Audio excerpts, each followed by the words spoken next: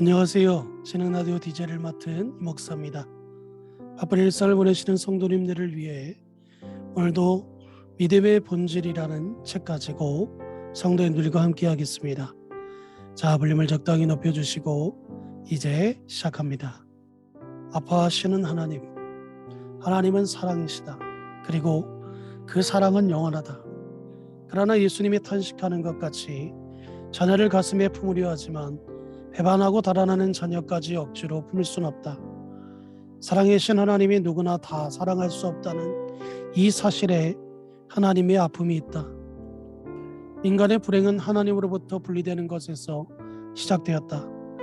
인간은 하나님을 배반하고 온전한 자유의 세계를 추구하며 에덴을 떠나는 것에 역사를 기록하기 시작했다. 죄와 함께 살 수 없는 분위기에 하나님은 그들을 원하던 곳으로 떠나갔다. 인간의 불행은 그때부터 시작되었고 동시에 하나님의 아픔도 시작되었다. 죄란 무엇인가? 이 땅에는 그 수를 헤아릴 수 없을 만큼 죄가 산적해 있다. 그러나 근본적인 죄는 하나님을 배반하고 그분으로부터 떠나는 것이다. 이것이 죄의 시작이고 모든 죄의 근원이다. 그때부터 인간은 삶의 목적과 의미 그리고 삶의 방향을 잃어버린 채 자기들이 좋아하는 대로 자기 멋대로 살아가게 된다. 그러면서 죄는 점점 쌓이게 된다. 사사기는 인간의 가장 타락한 상태를 다음과 같은 짧은 문장으로 표현하고 있다. 그때 이스라엘 왕이 없으므로 사람이 각기 자기의 소견에 오른 대로 행하였더라. 사사기 21장 25절. 인간이 자기 멋대로 사는 것이 죄의 극치다. 자제력을 상실하고 누구도 통제할 수 없게 되는 것이 죄의 극한이다. 죄의 끝이 어디인가를 보여주는 것이 사사기 17장부터 21장까지의 내용이다. 그것은 두 가지 패턴으로 전개된다. 하나는 부패한 종교 현상이고 다른 하나는 극단으로 치닫는 인간 타락상이다. 첫째 부패한 종교 현상은 이렇다. 에브라임 선지자의 미가라는 젊은이가 가사는 1,100냥을 훔쳐서 몸에 지니고 있었다. 하지만 어머니의 추궁에 못 이겨 순순히 돈을 돌려주자 어머니는 그 돈으로 자기 집에 산당을 세우고 은장이를 불러 신상까지 갖추고는 아들 미가가 여호와께 복을 받은 것이라고 말한다. 그 후 베들레헴에 온 레위인 청년이 머물 곳을 찾다가 미가의 집에 들렀는데 미가가 청년을 자기 집 신당의 제사장으로 삼아버린다. 그런데 미가는 이렇게 말한다. 레위인이 내 제사장이 되었으니 이제 여호와께서 내게 복을 주실 줄을 아노라 하니라. 이 얼마나 어이없는 노릇인가. 여호와 하나님을 믿는다면서 도대체가 자기들 멋대로 이렇게 행동한다. 그러거나 오히려 복받을 것이라고 기대한다. 사사기는 이에 대해 이렇게 평가하고 있다. 사사기 17장 6절에 그때에는 이스라엘이 왕이 없으므로 사람마다 자기 소견에 오른 대로 행하였더라. 여기서 왕이란 사실 하나님을 지칭한다. 그러니까 그 시절엔 이스라엘에 하나님이 계시지 않았다는 의미다.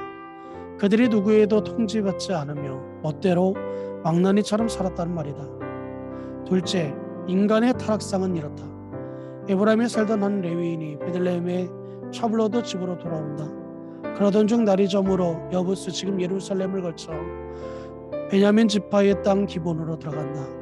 하지만 아무도 자기 집에 재워주는 사람이 없으므로 성읍 관장에서 소성이자 한 노인이 자기 집으로 안내하여 쉬도록 한다. 그들이 집에 들어가 발을 씻고 먹고 쉬고 있을 때에 성읍의 젊은이들이 몰려와 그 집을 에워싸고는 노인 집에 들어온 그 남자를 끌어내라고 소리친다. 우리가 그 사람하고 관계를 좀 해야겠어. 그러자 노인이 자기 집에 든 손님을 해하지 말고 처녀인 자기 딸과 레위인의 첩이 있으니 그들을 내주겠다고 말합니다.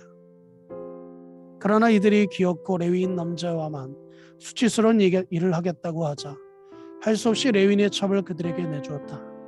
그 사내들은 밤새도록 그 여자를 욕보이고 새벽 늦게야 집으로 돌려보낸다. 아침에 보니 그녀는 노인집 문 앞에서 죽어 있었다. 어떤가 비정상이 정상인 것처럼 여겨지는 사회, 욕망만을 쫓다 분별을 잃어버린 사회, 그 누구도 통제할 수 없는 사회, 법도 질서도 없는 사회, 그리고 사람들이 이 땅에서 왕으로 행하며 사는 세상을 여실히 보여준다. 과연 그 타락의 끝이 어디일까? 예측할 수조차 없다. 사람들이 자기를 사랑하며 돈을 사랑하며 자랑하며 교만하며 비방하며 부모를 거역하며 감사하지 아니하며 거룩하지 아니하며 무정하며 원통을 풀지 아니하며 모함하며 절제하지 못하며 사나우며 선한 것을 좋아하지 아니하며 배신하며 조급하며 자만하며 쾌락을 사랑하기를 하나님 사랑하는 것보다 더하며 경건의 모양은 있으나 경건의 능력은 부인하니 이 같은 자들에게서 내가 돌아서라. 디모데후서 3장 2절에서 5절 말씀.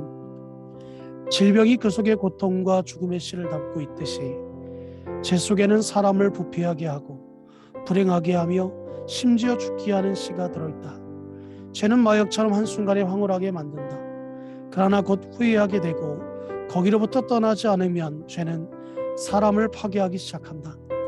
나아가 인간관계를 파괴한다. 가정을 파괴하고 마침내 우리의 삶의 터전인 사회와 국가를 파괴한다. 사회와 국가가 죄로 썩어가면 그 안의 사람들은 마치 방주간의 개구리처럼 죽을지도 모른 채 서서히 죽어가게 된다. 이 사실을 누구보다 잘 알기에 하나님은 아파하시는 것이다. 에베소서 2장 10절에서 우리는 그가 만드신 바라 라고 했다. 이 말은 우리는 하나님의 작품이다 라는 뜻이다. 자신이 직접 만든 걸작품들이 다 죽어가는데 어찌 마음이 아프지 않을 수 있겠는가? 이것이 하나님의 아픔이요 고통이다.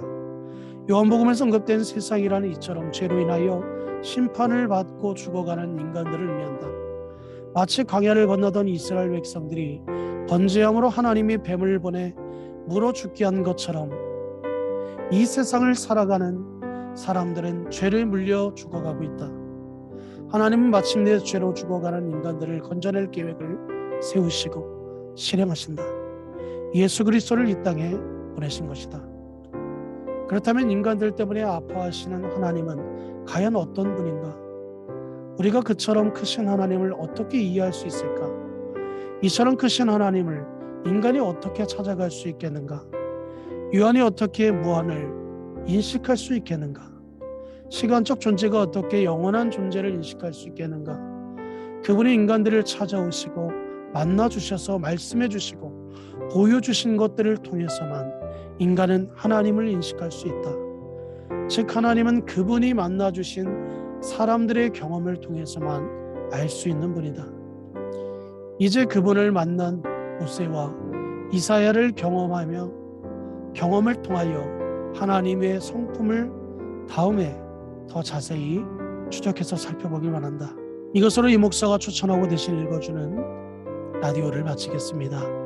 오늘 하루의 삶도 건강하시고 주님 안에 행복하시길 바랍니다. 감사합니다.